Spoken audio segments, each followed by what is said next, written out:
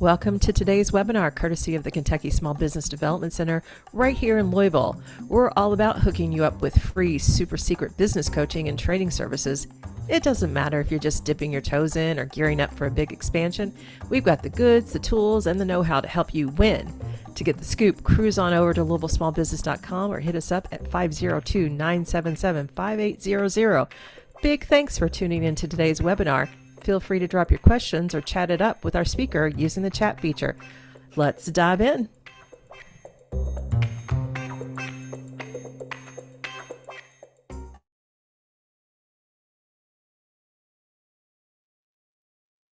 Hey, welcome everybody. Glad you were joining today. I'm Dave Etkin. I'm the director here at the Louisville Small Business Development Center. I'm also joined with my colleague, Janet Flaw here in Louisville, and our good friend and speaker today, Kevin Norvell, who is located at our state office in Lexington, Kentucky. So welcome everyone. And just to make sure, since we're talking about technology today, let's just make sure it all works great. Let's look at the bottom of your screen there. You'll see a toolbar, and if you don't, take your cursor and hover down there. And it should pop up for you, and there you'll see the chat. And if you wouldn't mind, just click the chat there and tell us your name and hello and where you're joining from so we can make sure that everything's working. We're broadcasting well, and everything is going good. So there's Janet. She just said hello. So there's Steve from Chicago. Excellent. Glad to see you. Hi, Dave. How are you? Dave Sauerbach in LaGrange. He owns a Sauerbach Family Drive-In. And Heidi, hi Heidi from Louisville. Debbie, Baltimore, Maryland. We're getting all over the country today. Thanks for joining us, Debbie. So as we let everybody kind of populate in here and get settled in to our webinar today, I just want to say that we've been really focused in on cybersecurity lately, and it's so important, and it's something that's so easy to forget. And the things that are very important and to remember that I tend to forget as well is that cyber criminals aren't going after the big guys anymore, because that can be hard work, and they tend to target little guys just like you and me. And it's not just some guy in a basement doing stuff on his own trying to make a buck, but I mean, it is organized crime, sometimes sanctioned by governments around the world, throwing resources at it. So we are at a disadvantage from the beginning. So it's so important to protect yourself, and it's not a matter of if you'll get hacked, but most likely when you'll get hacked if you're not careful. So we've invited our good friend and colleague, Kevin Norvell, who is our tech meister here at the KSBDC, all things tech. And if it's new and it's technology, Kevin's the tip of the spear, poking it and bringing it into the network so we can share it with you. So Kevin, thanks for joining us today. Thank you, Dave. I appreciate the opportunity to be here. Yeah, thank you. So I guess my first question is, do I need to change my password from password 123? That might be a good idea. Yeah, it's probably a good one. Good place to start. Yeah. All right. I'm just going to dive right in with you. So just jump on in there, Kevin. And as we go through the presentation today, if you have any questions or comments, just put them in the chat and we'll get to them. This is a great opportunity for you to just ask those questions that have been bugging you. You can get as specific as you want. We're here to help. And Kevin's a great resource. So let's take advantage of that. And remember, at the end, will have a survey that always helps us make things better. Any information you want to share with us as far as suggestions or future topics, we'd be happy to get those to you as well. And just a reminder, we will share this recording with you probably tomorrow sometime, along with the slides and hope maybe some other resources. But so we'll do that. So Kevin, take it away. All right. Well, thank you again, Dave. Thank you, Janet. Always appreciate the chance to be with my Louisville colleagues on these webinars. Y'all do a great job of bringing this information to small business community each and every week. So I'm honored that I had a chance to be with you all today. And so what we're going to talk about is cybersecurity. So I hope you're well caffeinated and ready to dive in. I'll start here by just sort of explaining this North Star logo that you're seeing on my screen right now. This is the initiative that's been undertaken by America's SBDC at the national level to develop some educational resources as well as some training materials and actual tips and guides on how small businesses can be more cyber secure. And so the North Star is kind of the branding behind it. So you may see this, but essentially every SBDC in the country is doing or is participating in this. And so North Star is sort of the name and the brand we've put behind it.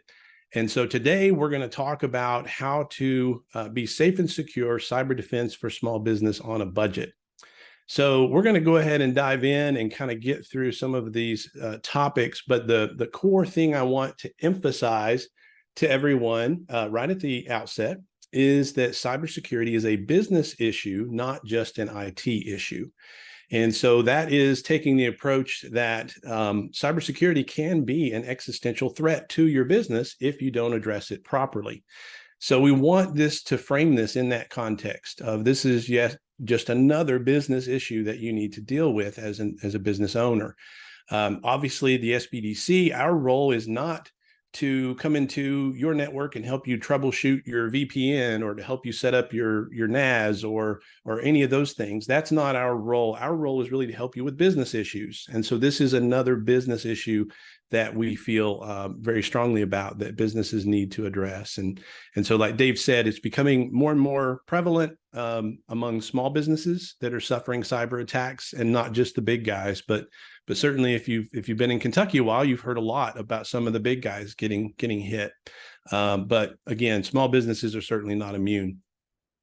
So to start things off, I wanted to share some data from a recent study, and this came from a company called DigitalOcean. DigitalOcean published the Small Business and Cybersecurity: How Startups and Small Businesses Are Viewing Security Threats in 2023. And as Dave mentioned, these slides will be available to you later, so you can go back and check these reports out on your own. But one of the things that they took a look at was asking actual small business owners about their cybersecurity concerns. And so talking about 2023, they said, what is your biggest concern related to security?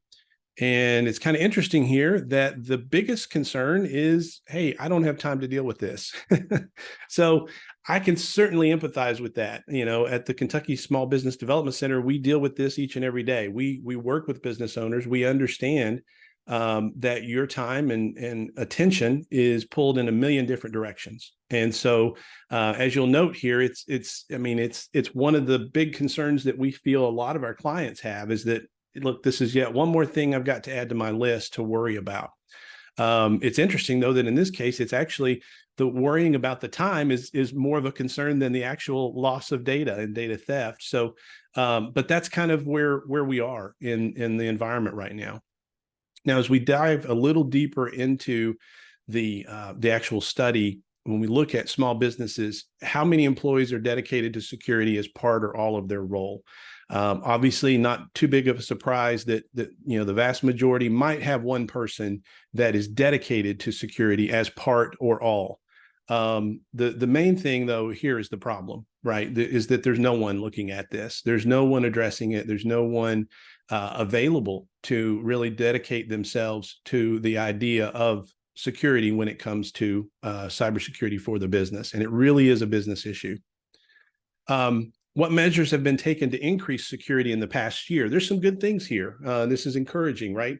59% have implemented two-factor authentication.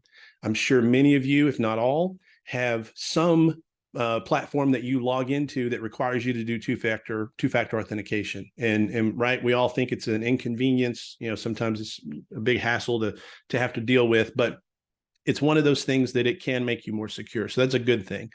41% have implemented virus or malware protection. Well, I would hope that would be the case. That should be much, much higher. But, you know, having antivirus or malware protection, excuse me, is sort of table stakes. It's kind of the bare bones minimum that you have to do. Implemented password and access controls. That's another good one. Vendor or third-party security. Again, all these are good things.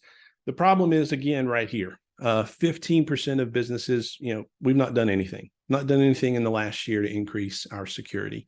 And so that, again, is a problem, and thus the reason for us kind of bringing this to everyone's attention.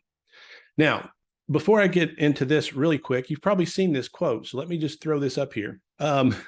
Before someone screenshots it, it is no longer true to say that 60% of small businesses close within 6 months of suffering a cyber attack. That is an oft quoted statistic that really doesn't have a whole lot of basis in reality. In fact, the National Cybersecurity Alliance came out and it actually had to issue a statement saying, hey, we hear people saying this all the time and they're attributing it to us, but we didn't say this.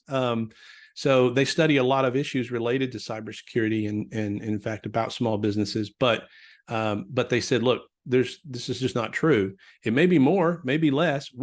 It's not an area we necessarily look at and evaluate. So it's one of those that we try to correct those misunderstandings when they crop up. So certainly it made for some attention grabbing headlines. When you saw that quote, maybe it would, spark someone into paying attention or maybe, taking some action, but not necessarily the case. What is true, however, are these statistics. So 1/3 lost customers because of an attack. That's a problem. Almost 58% of small businesses experienced downtime as a result of a cyber attack. 40% of small businesses fell victim, experienced 8+ hours of downtime. And then about half of them that were attacked, it took over 24 hours to recover. So again, it sort of underscores the importance that this is a business issue. This is, this is going to affect your ability to earn revenue. It's going to affect your ability to keep your customers. And certainly if you're losing data, it's going to, cybersecurity practices are going to help make sure that your data is protected, as well as your customer data, which is almost just important. So a couple of years ago, SBDCs across the nation kind of started this effort to develop some additional cybersecurity resources for our small business clients. And that's where this cyber workbook came about, called Data Assured. And so you can go download this for free off of our website, KentuckySBDC.com/cybersecurity. And this will help you go through the process of creating a written information security plan. So that's kind of it's not very technical in nature. We're not asking you to, configure your router in a certain way.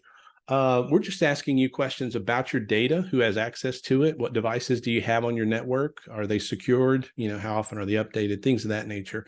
So it gives you the foundation information that you need to develop a comprehensive written information security plan, so that if you ever were subject to a cyber attack, you've at least got an inventory, if you will, of the different data assets that your business relies on. And so you have a better chance of being able to respond appropriately in the event of a cyber attack.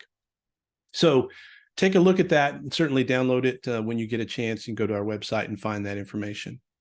So again, today we're going to talk about how do we do this on a budget. Okay. So the hypothetical situation that we're operating under is, let's say we're a business with 10 employees. So we're going to look at some practical tips, some actual solutions that you can implement this year that cost less than $500 a year. So again, there is a cost involved. This is, it's not a completely free solution for you to undertake, but these are industry recognized tools and resources that you can implement to make your business a little more cyber secure. So that's kind of the premise. 10 person company, 10 devices that we need to protect. Can we do it for $500 in a year?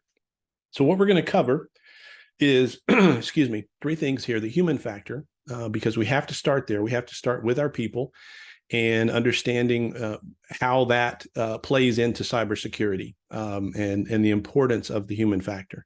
Then we're going to actually get into the tools that you can implement and then sort of conclude with the overall approach to network security. So when we look at cyber attacks, they generally happen because of, money. Right. That's the short and sweet answer, is that it's usually money that is behind most of the cyber attacks. Worldwide, it's estimated to be an $8 trillion annually that actually is lost due to cyber attacks, and that's actual dollars, crime that's happening where people are stealing money. To put that into context, the GDP of Germany and Japan is 8.7 trillion. So that's really where, if you want to get to the why people are doing that, that's the big issue. Intellectual property is another reason. I mean, certainly espionage and different spy tactics that are happening between competitors and or foreign actors, to try and steal intellectual property is a concern. Not so much on the side of small businesses, but it could be. And then the third one is just for fun. People are doing this just because they can and because they want to see what they can do. So those are kind of the big three, but certainly money is behind the vast majority of this. So as we get into talking about this, and again, emphasizing that this is a business issue, we have to start with our people, with our employees. The human factor cannot be understated, really, when it comes to cybersecurity. The World Economic Forum estimates 95% of cybersecurity incidents occur due to human error. And unfortunately, if we recognize that 95% the human error is the root cause, but then businesses are only allocating about 4% of their cybersecurity budget for employee training. So clearly there's a disconnect there. We have to do a better job of making sure that we educate our people on how to be more cyber secure in their business dealings. And then, as you can see, on average, about 10% of corporate budgets is spent on cybersecurity. That number may be higher in smaller companies because they're probably not spending as much on other things. So cybersecurity might take a little bit greater percentage of their total budget, but clearly, I think what we're seeing and what we're observing in across the board is that the increase in spending and amount of time and resources being spent on cybersecurity is only going to increase. Now, you've probably heard about a recent cyber attack that took place last month. And so I'm gonna play this video to kind of give you a little bit more of an information of what happened, but this is related to the thing that took place at the MGM Grand in Las Vegas. And it really underscores, I think, the importance of the human factor. So take a look at this, a real short video, and we'll come right back. This is crazy. MGM, a $34 billion company, was shut down by a 10-minute scam phone call. Here's how they did it and why hacking is way more social than it is technical. So what they did is went to LinkedIn and found an MGM employee that had the privileges they wanted. Then they called the MGM help desk, pretended to be that employee, and got the username and password reset for them. And then from there, with administrator access, they just uploaded the malware and that's it. And they've lost control of pretty much everything. Their doors won't open, slot machines are down, ATMs don't work, the elevators are out of order. It's taking people hours to check in, and their website's still down. And that's it. That's how they did it. This was way more of a con than it was a hack. Don't get me wrong, the malware is pretty impressive, but at the end of the day, it's just social engineering. Your devices are actually pretty safe. The most vulnerable part of any device is the person sitting behind it. And there's the key. That's the kicker that we take away from. The most vulnerable part of any device is the person sitting behind it. And certainly, while I may not completely agree that your devices are mostly safe, I think the next that final phrase that he said is really what we want to drill down on, which is it's about our people. It's about educating them to make sure they're not clicking on inappropriate links, to make sure they understand that you're probably not going to text them from a number they're not aware of and ask them to send a wire transfer to a foreign country. There's a lot of education that needs to take place so that our employees can be aware of all of these different threats, and so that they understand and so they know what to expect. And there's some really good resources that we have that we can share with you on that. A couple of them are listed here. There's a couple of websites. One is knowbe4.com, and that's no BE in the number 4.com. It is a very large repository of training material in regards to cybersecurity. There's a lot of video training. You can sign up your entire company to train your staff. They can take quizzes so you can kind of monitor their progress. It's really good for, again, testing sort of the phishing with a lot of users. So if you need a service like that to combine with training, it's a great one to look at. Another one here is the Cyber Readiness Institute. which has essentially two paths for cybersecurity training, one for more the general employee and one for the cyber leader, which I'll kind of explain. So again, a couple of different options, but the Cyber Readiness Institute, this sort of shows you what it's, how it's structured. It's a very methodical process that it takes you through, very thorough. Helps you to develop things like policies for your company, which again can be very helpful to you as you look to increase your cybersecurity at your business. And so if you go through the Cyber Leader program, it really helps whoever you designate as the cybersecurity person in your organization. It helps train them on the things that they're going to be encountering and how they can help manage the cybersecurity response across your organization.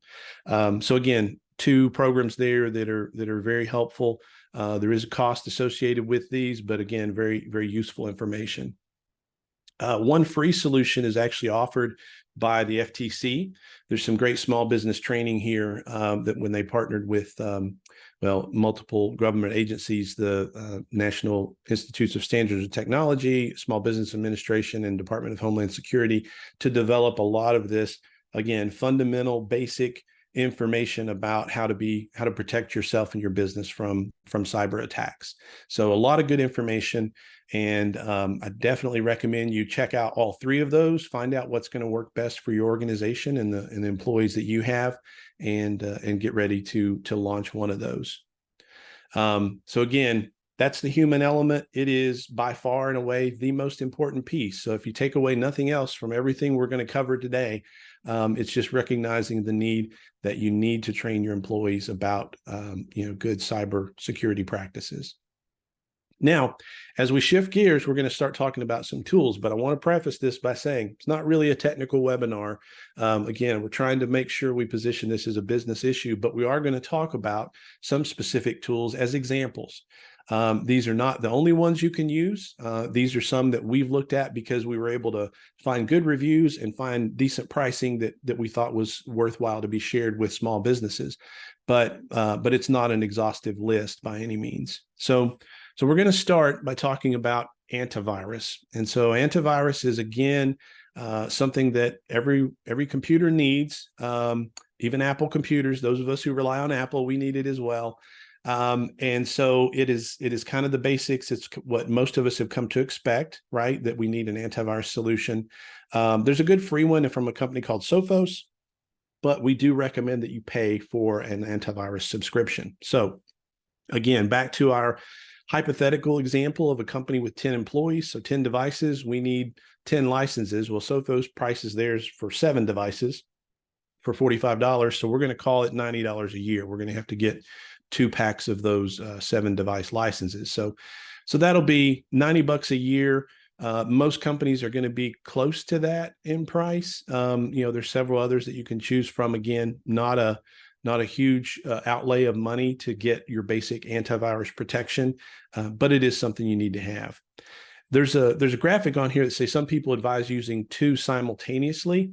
I think that's probably one of those things that could be argued either way. I think it's probably safe to say that as long as you have one and you make sure it's up to date, make sure you have an active subscription, that you're going to be just fine. But some people do advise 2 so that if one misses something, the second one could catch it. But again, not necessarily needed. And at least in this example, we're not going to go with that. So that's antivirus.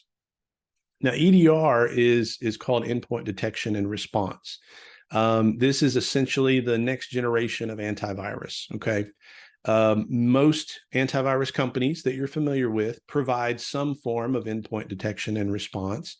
It's meant to be a little more active in terms of your network and actually detecting what is happening and responding appropriately. So there's a little bit more involved there. It's really good for breach detection. It's really, really essential if you have an internal server that your company operates on. You definitely want to have a good EDR product. So again, this says it's necessary in some situations, but not many. Yeah, I don't think I would go that far. I think it is a good product to have. And so we're going to include it in our hypothetical situation here. And we're going to go with one that's called Malwarebytes. Some of y'all may have used this individually. It's one of the few that was really easy to get pricing on. So $84 per device per year for endpoint detection and response. And so that is, again, to kind of protect your internal network, but to do more than just a traditional antivirus, which would say, yep, you got a virus. This is more of an active, responding to threats that might be attacking your network, for instance. And then we turn to password managers. Password managers are, I think, one of the simplest things that users can do or business owners can do to really help with the issue of how do we keep up with all these different passwords we need to know? How do we make them as secure as possible? And how do I possibly, manage this across an organization where you may have a tendency for various employees to share passwords for a particular resource, for instance. So let me start by saying that with password managers, any password manager is better than none. And that would include even those that are built into the browser. So like Google Chrome has its own, password manager. I think Microsoft the Edge browser has it as well. If you're in the Apple ecosystem, they have something called Keychain, which is very nice because it is basically integrated across all of your Apple devices. So when you're logged in, you've got access to all of your passwords in all of those Apple products. The only problem is that it's only really going to work on the browser in Safari. So if you like to use Chrome, for instance, and all of your passwords are in Keychain, Apple Keychain, there's not a great way to bring those over.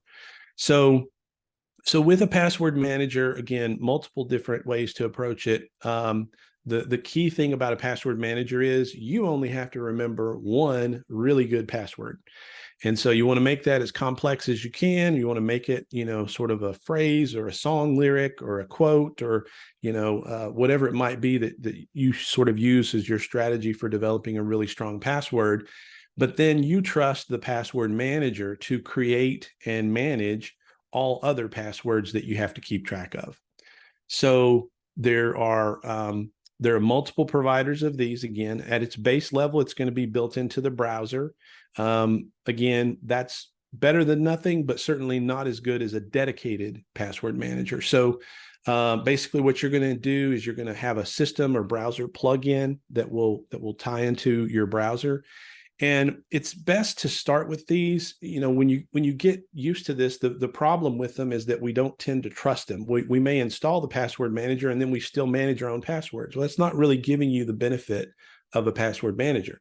You need to remember that one password and then let the password manager create and manage all of your other passwords.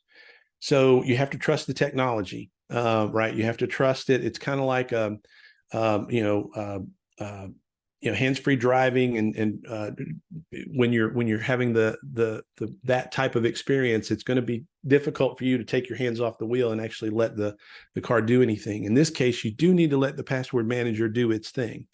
There's a few different solutions here that we wanted to point out. Several, again, great companies and some good names around these.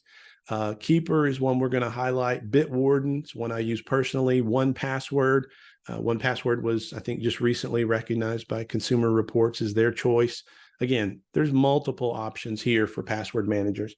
The key thing is find one and figure out how you're going to use it and implement it across your company.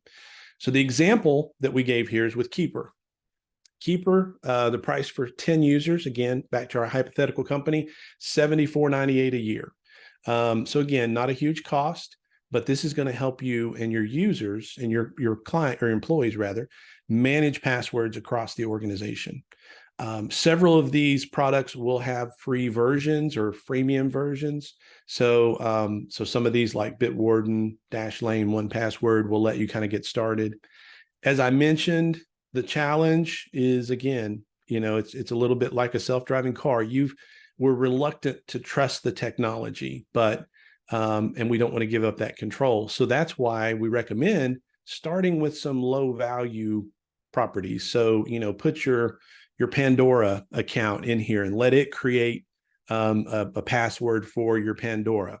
then move up maybe to your Amazon account or your Netflix, right? And let it start to manage those. And then it becomes second nature, and you just start to trust it. Now, a lot of people will say, hey, isn't this like putting all my eggs in one basket and, trusting that company that they're not going to get hacked and then expose all my passwords?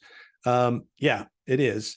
But again, it's better than nothing. And it also helps to provide more secure passwords, which in today's environment, certainly with AI, are becoming increasingly easy to hack. So it's not enough for you to try to remember all these important passwords, and it's definitely not a good idea for you to use the same password on more than one site.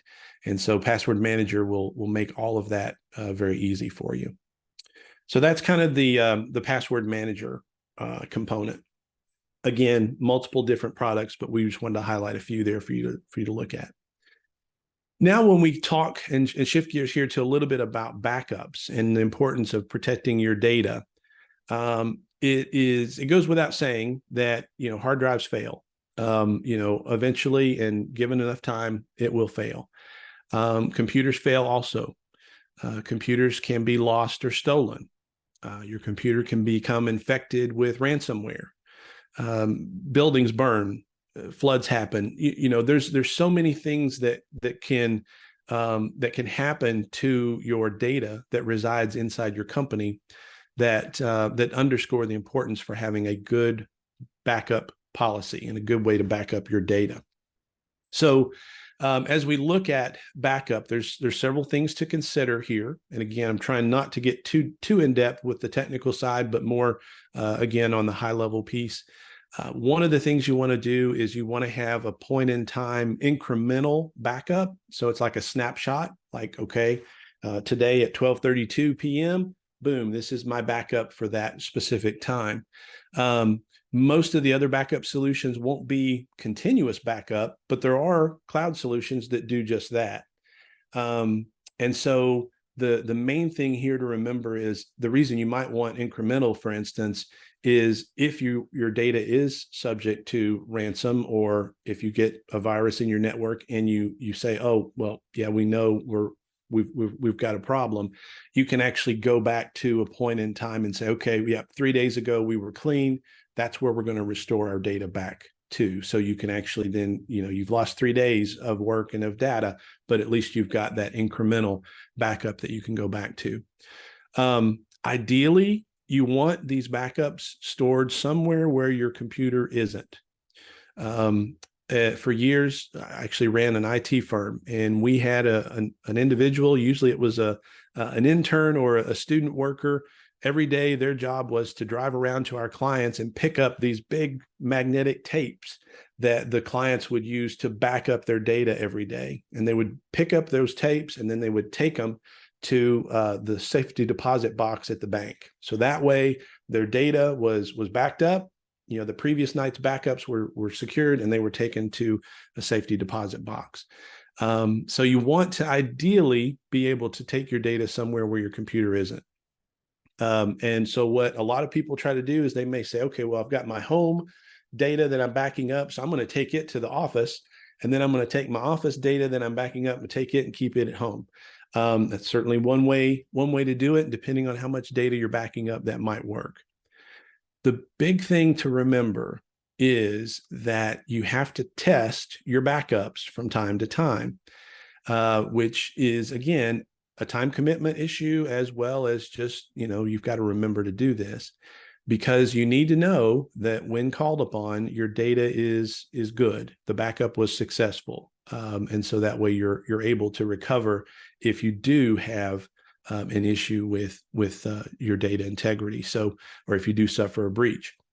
So much of what we're seeing now in terms of cybersecurity incidents are ransomware attacks. Mentioned at the start, anybody in Kentucky has certainly seen, their fair share on the news.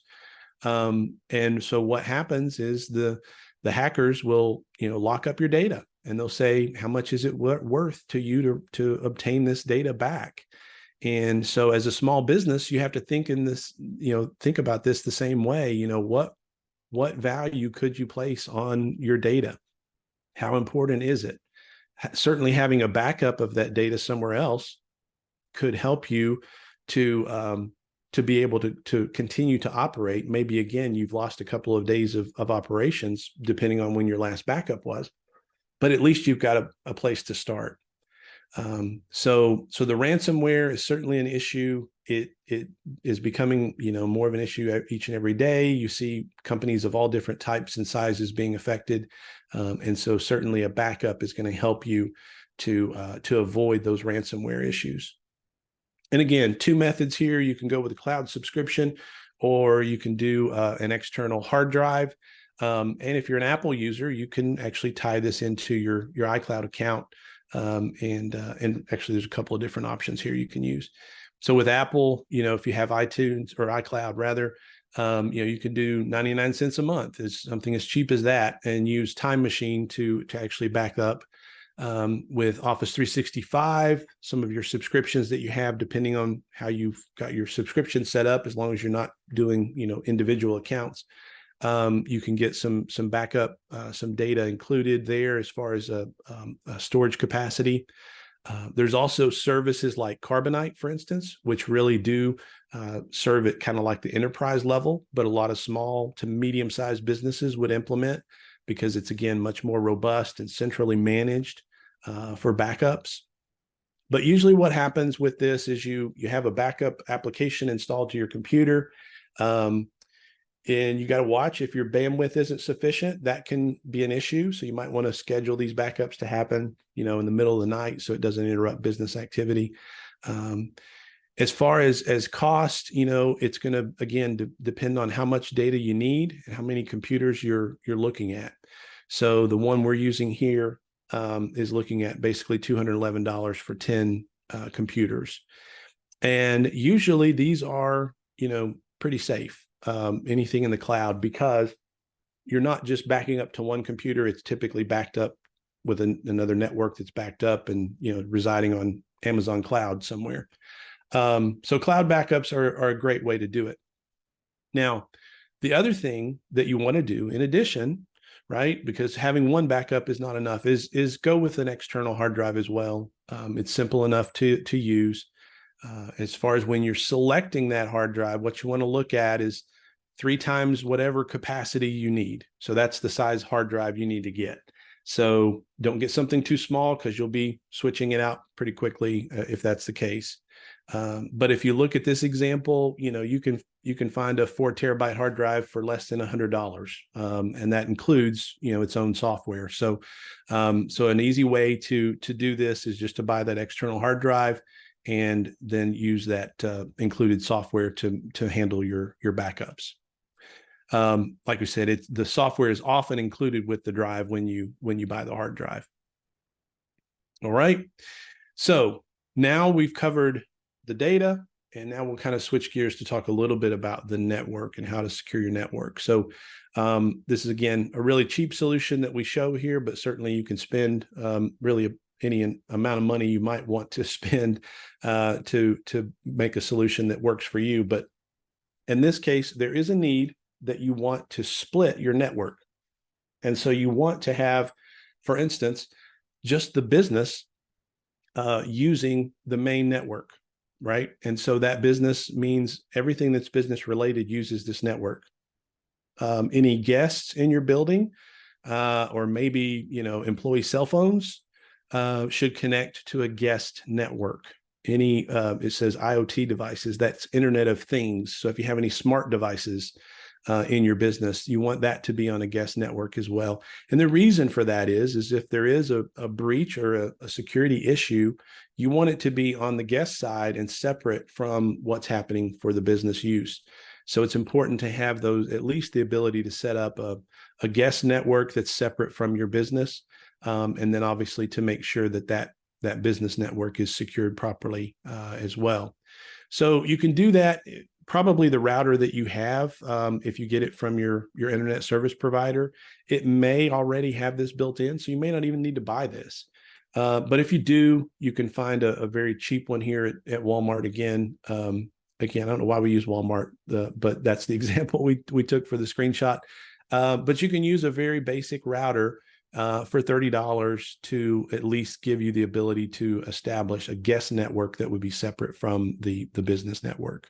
And so that way, again, segments your traffic. It segments all of the potential things that could happen with guests coming into your business, or who knows, maybe even someone sitting out in the parking lot trying to hack your network.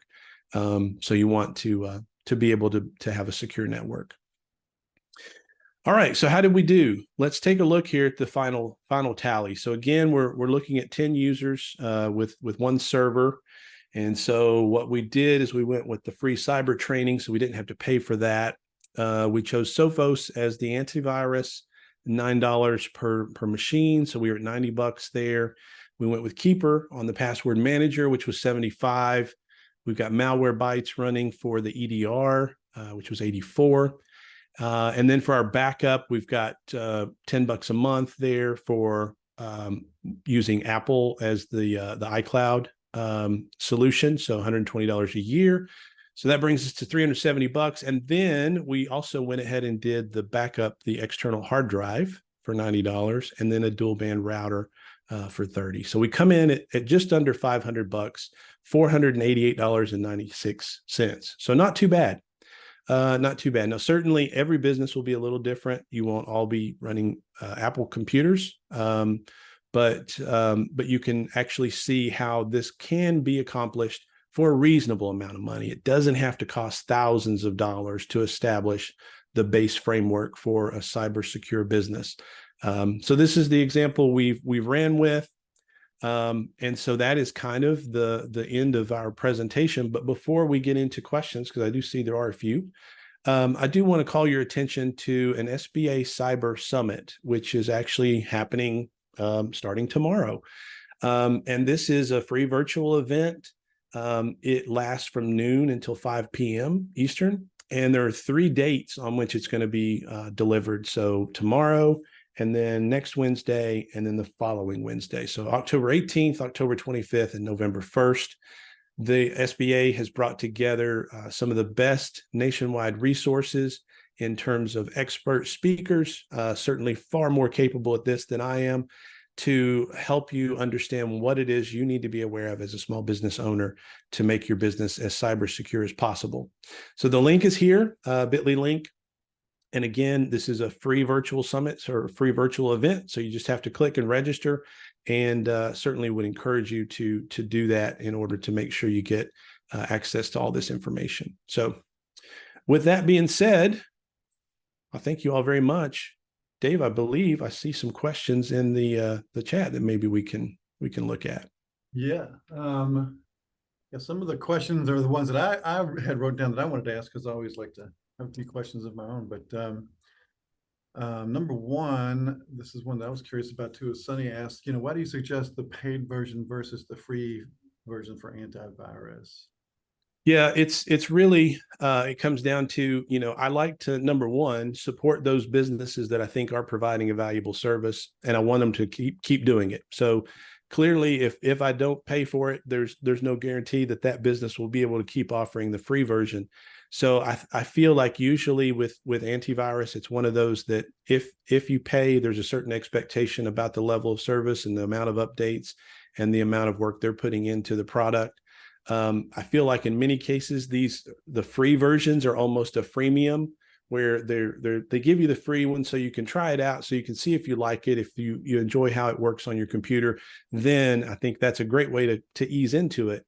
But usually in those situations, it is best, and you're going to be better protected if you are paying at least a little bit for antivirus. Have you had that experience where you had a free version and then maybe they just didn't keep up with updates or the newer things and had some bad experiences in that? I'm trying to recall if I've had that. I know in some cases I've had software that I have installed for like family members and things where I would say, hey, I'm going to set this up as the free plan to kind of get started. And I don't know that it was necessarily one of those things that because of the free version, or if it was just because of user error, but somehow the free version got turned off. And so it was no longer protecting. Whereas the paid version is one of those that it was just a little bit more tightly integrated into the system, and the only way to turn it off was going to be to uninstall it. But so I think the bigger thing is that, you know, you're paying for those advanced features and the advanced things that makes it give you a better level of protection than the free version. Mm-hmm. Dave says, is there a difference between antivirus functions for business versus home user, or are they the same? Yeah. So in terms of the core functions, it's probably very similar. What you're getting into with the business account, though, as with many things on the enterprise level, is the ability to manage it across multiple devices. So that if a company has 10 computers, rather than you having to install that on 10 computers individually, you can actually do like a distributed install across the network. You can also manage that license across the network. So it will tell you, hey, this computer, for whatever reason, the antivirus is off on this computer, or it needs to be reinstalled, or it's pending an update that can't install. So it gives you a little bit more control, again, just at the enterprise level, so that you're not having to go around and do individual PC to PC to PC. Okay. So I have to ask this question. So you gave us a list of products there at the end, more or less. Is that what your computer looks like? You put me on the spot now. So no. So one of the things, and I try to do this without showing a whole lot of bias towards certain platforms, try to be agnostic to the best extent possible here from technology. I do find, though, and I think, you know, there may be some that would argue against it, but the Apple ecosystem as an example, there's a lot of functionality built in there with some security tools that are native to the platform. Things, you know, like the Apple's keychain, which helps me manage passwords, you know, across Safari, across all my devices. So, you know, if I pick up my phone and it's going to remember my password, it's going to create that very secure password on my phone. Well, then if I go to my computer or my iPad and log in, it's actually got that. It also does it for all the users on my iCloud account. There's other things like, you know, what happens if your computer gets lost or stolen? Well, I can actually wipe it. You know, I can log in. It has some biometric capabilities. It's secured by Face ID or Touch ID. So yeah, I don't want to go too far down the Apple side to say all those things. But the main thing I do rely on outside of Apple's built-in components is password manager. Now I use Bitwarden, so one of the ones that we featured. And then otherwise I tend to rely on Apple for most of the other things. Now that means that I don't have my antivirus solution, and so yeah, so I'm not practicing what I'm preaching in that sense. So, but yeah, no, great question. I do think there are some things, and ultimately most of life is about a trade-off of how much risk are you willing to undertake. I think with a business, though, clearly it's one of those things that I would approach that differently. If I had to, you know, make sure that, you know, these 10 computers need to be operating for us to be in business and to keep, you know, generating revenue, we need to lock them down to the extent possible and make sure that they're as secure as possible. Sonny says, I love the hardest password at the main gate. So that was a good one. So this is something I haven't done yet. And I've thought about it. I just struggle with taking the leap as a password manager because sometimes I have a hard time remembering the password. I just can't imagine. Yeah, it's everything out of my control. You know, it's one of those that, you know, like I said, when you do take the leap, it's best to start with something, you know, low value that you can kind of say, okay, well, this is how this is going to work. I'm going to let it create my password for, you know, again, Pandora or something, you know, iHeartRadio, something that you use, but maybe not necessarily would completely inconvenience you if you need to completely reset your password. And then sort of build on it from there. I think the main benefit that we see for, especially for businesses, is when you're talking about multiple people in an organization trying to access specific tools. Maybe there's a specific website that they're all trying to get into, that there's only one account. We know how that can work sometimes. And so they're sharing that username and password. A password manager certainly makes that process a little easier too. And so, yeah, it's one of those things that I think you can start with and hopefully, completely adopt in the future, but it's certainly going to be better than, the way that I think most users approach passwords, which is what can I remember? And when it's time to change it, I'll add a 1 at the end, or a 2, or an exclamation mark, or those types of things. So you know all my secrets. Jesus, how did that happen? Man. Okay, so Heidi says, are there any extra steps to take for security when working from another country while storing in the cloud? Yeah, for sure. And I think that may relate to the next question too, and thoughts on VPN. So we didn't touch on a VPN, but that's a great tool that you can implement, especially if you are a remote worker, if you're traveling a lot for your business. You need a VPN solution, and what that will do, especially if you're hitting every free public Wi-Fi network there is, you are so susceptible to cyber attacks that having a basic VPN on your phone, your iPad, your computer will really help reduce your potential, from being hacked or from losing important data. So, and that goes also for when you're traveling to another country, having those VPNs is a critical tool. And if your workforce is distributed and they need to regularly connect to a server at your business, then VPN is again, it's a given. You need to have that. Certainly not true for every business. There's many that may not have a distributed workforce or may not be connecting through public Wi-Fi. But that's a really good suggestion. I'm going to add a slide. So thank you for that. Those who asked that question, because that is I think a great recommendation. Again, it's not necessarily a free one. You're probably gonna have to pay a little bit. So maybe we'll have to increase our $500 budget to $550 or something. But that's one of those that probably not every computer in your company needs it, but those who are traveling and those who are accessing public Wi-Fi will definitely need. Yeah, I honestly, that's one thing I did do since I spent so much time in coffee shops meeting with clients, that I do have a VPN, and it was just an add-on to my antivirus software, and so it was pretty seamless, and automatically renews the payment. So I don't have to do much. So that's a good one. I highly recommend that. Yeah. So Dave again, he says, what should be provided at a minimum with business cyber insurance policy? And that's a good one. Yeah. So I can't speak too much to the insurance side, but from what I've seen and what I've read about, obviously there's going to be several components to that, because a lot of insurance, on the cyber side, number one, it's going to have the foundation and the expectation that you are doing all of these other things to be cyber secure.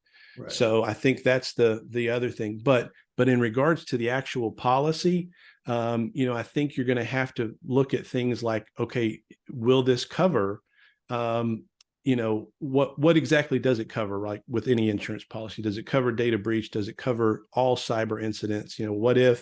What if I've got a disgruntled employee who posts, a copy of my QuickBooks file, online? It can be any number of things. Business interruption, is that part of it? Because if this shuts you down for a day, 2 days, a week, is that business interruption component going to be applicable? And then the big question, of course, is the ransom piece.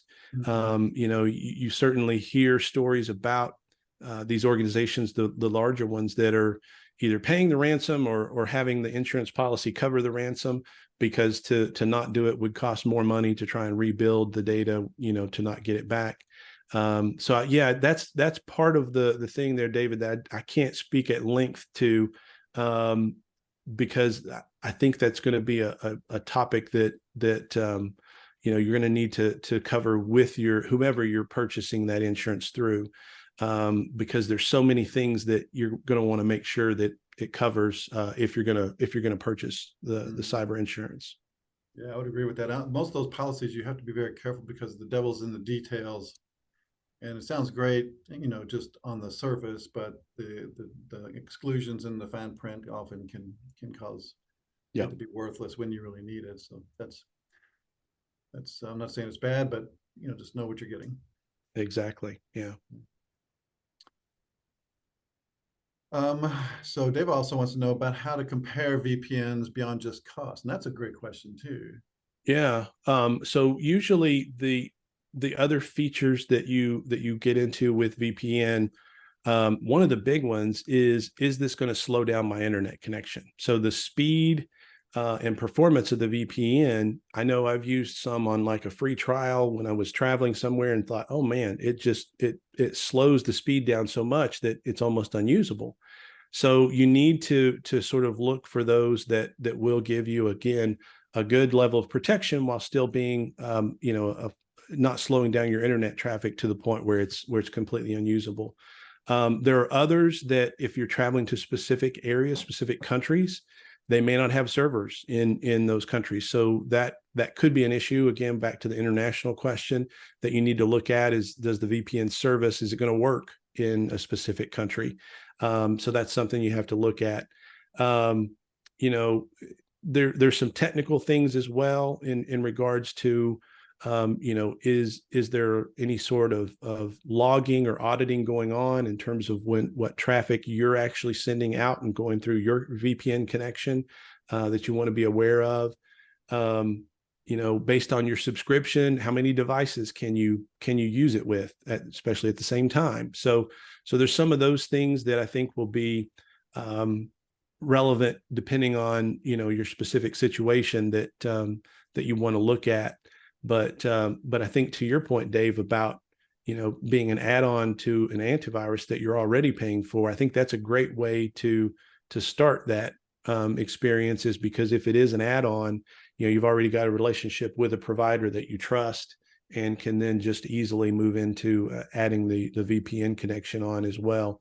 That way, usually it's just once your license is enabled, it just turns on that particular device.